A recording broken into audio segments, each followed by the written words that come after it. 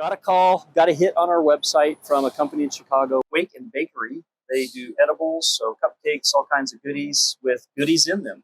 And so this is their space. We've come out today and met with our team, met with them. They flew in just for the day for 24 hours from Chicago.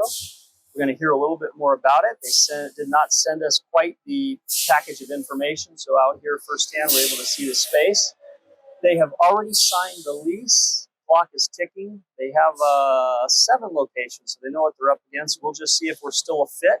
We'll go through one more round of this and exchange some, rough pricing and see where it goes.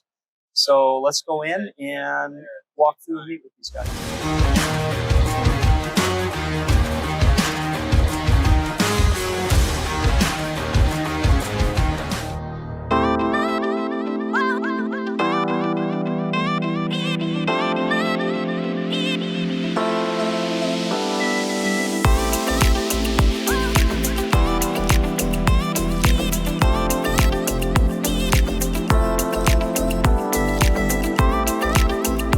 Most clients that we work with don't have a lot of time. They've already signed a commercial lease. They're planning to open up their business. So they come to us with a very limited amount of time. And now we're going to design the project, permit it. They'll still have to go through construction and then try to open it up. So we are cramming a lot of things into a very small window of time. And it would be great if we had more cushion and more time to do this correctly. But identifying the budget will be key. And so when you don't have a sketch, they were going to send us a whole list of things, equipment and sketches. And so we're hearing this for the first time because we didn't get anything on the email. And so that's a challenge.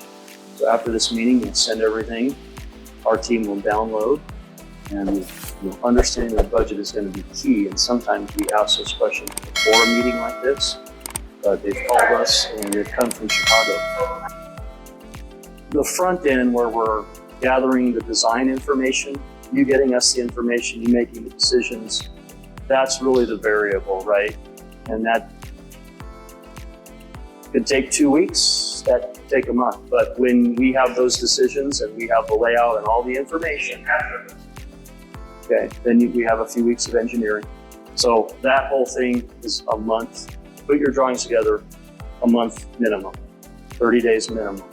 And then we probably have, again, depending on the complexity and what we end up with the equipment and everything, we're a month to 2 months with the city. We just have to look at what we have. If it's real simple and we can get some time shaved off and go a simpler route, we will. But if there's more to this than we're thinking, it's going to be the higher side of that. Yeah. Well, yeah. I mean, it's all backlog. I mean, we have one in Glendale right now where they do expedited reviews, but there's no one there to expedite it, right? And so paying the extra money isn't getting us anywhere. So we have to look at those options. The layout first. Any equipment will be important to have up front, and then there'll be a second pass we go through where we integrate those finishes and things. But yeah, I mean, you'd be surprised. There's even national brands and franchises that have so many people involved, they don't even have those decisions made, and they do these over and over again, and they don't have a true prototype. So it's nice when you get that prototype handed to you, and you're like, okay, we know this is 75% of it, and there's going to be some site-specific stuff, right? Yeah, exactly. So it's exciting. About the furniture, your place is really dynamic. They're going to be looking at all these murals, colors, and if you want to put, maybe a couple of feature instead of those, if you like these tracks, great. But if you didn't and you just wanted to put maybe, 3 or 4 nice fixtures hanging down, that might liven it up a little bit. There you go. I like it. Yeah, but I think we quote this minimal and not doing, those over and above things and use the money wisely. We also try to find out what they're trying to spend. If they only want to cap it at, $200,000, we have to really tighten up what we're doing.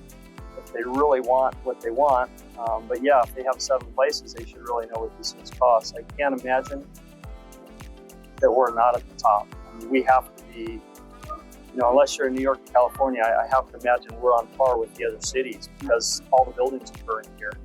So for the business owners out there, let's do this more for our audience, which is the business owners.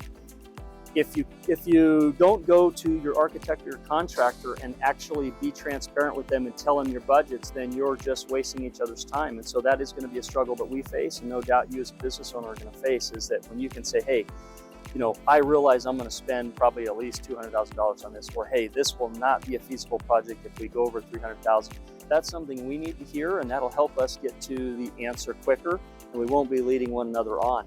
Also, if you can say, hey, these are the things I'm willing to compromise on. I'll go with any finish as long as it's white, or these are the things I'm supplying versus you're supplying. Those will all help us get to the number quicker, but it's almost impossible to show up just like it would be with a new car and say, hey, what are we going to spend?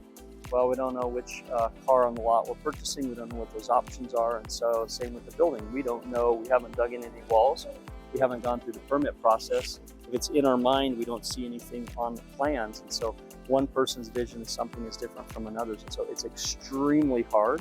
I don't trust square footage numbers, but it's extremely hard. So if you're planning a project, make sure you're having the actual line items. If you say, hey, I want to spend $200,000 on this, I want to see your line items.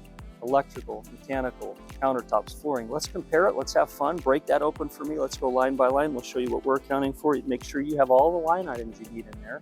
And then remember, on top of that, cost to put everything in place, the work in place through the trades, you have to have somebody operating, supervising that job site every day, meeting with inspectors, making sure it's safe, making sure everyone's showing up, making sure questions are answered, communicating with the owner. That supervision is a cost. Now you're running the job site. So there's a home office, there's a headquarters, which is overhead for the contractor. Then you have your general conditions and general requirements, which is now actually making a job site here. Toilets, fencing, keeping this thing operated. We also pay sales tax, okay, 20th of every month. So all those things lined up. Let's break open your budget, look at it. It's super exciting. You can figure out where that number really needs to be. And so as you can see, it's a challenge.